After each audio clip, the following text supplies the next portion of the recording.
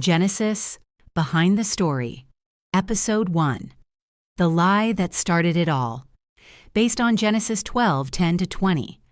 Welcome back to Stories by Anna. What if I told you that one decision made out of fear would create a pattern that echoed through an entire family for generations? The story begins with Abraham, a man chosen by God and blessed with incredible promises. But even great men can struggle with fear. Genesis chapter 12 tells us that a severe famine struck the land of Canaan. Food became scarce, and Abraham had no choice but to leave and travel south to Egypt with his wife Sarah. Now, Sarah was a beautiful woman. In fact, Abraham became so worried about her beauty that fear began to take hold of his heart. As they approached Egypt, Abraham turned to Sarah and said something surprising. "Please say that you are my sister, so that it may go well with me because of you, and that my life may be spared for your sake." Abraham was afraid. He believed that if the Egyptians discovered Sarah was his wife, they might kill him in order to take her. Instead of trusting God completely, Abraham came up with a plan, a dangerous plan, a plan built on deception. When they arrived in Egypt, Abraham's fears seemed to come true. The Egyptian officials noticed Sarah's beauty immediately. Word quickly spread throughout Pharaoh's palace. Soon Sarah was taken into Pharaoh's household. Can you imagine how Abraham must have felt? The very thing he feared was happening. His wife had been taken into the palace of the most powerful man in Egypt. Meanwhile, Pharaoh treated Abraham well because of Sarah. Abraham received sheep, cattle, servants, donkeys, and other possessions. From the outside, it looked like the plan was working.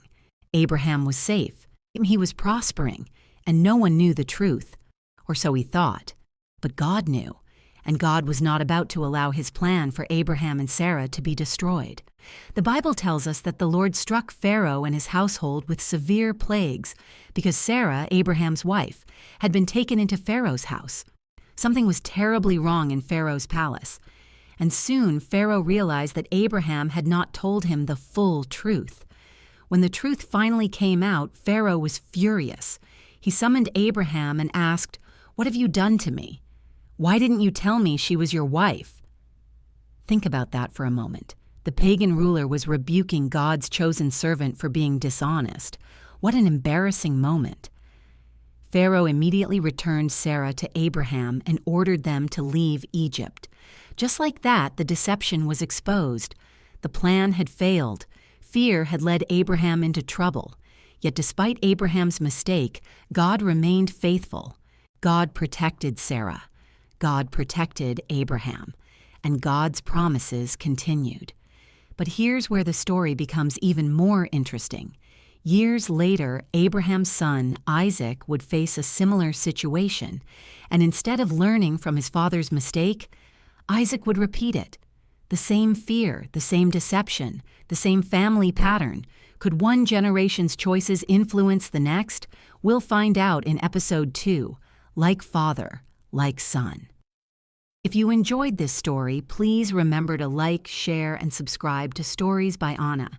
And here's a question for you.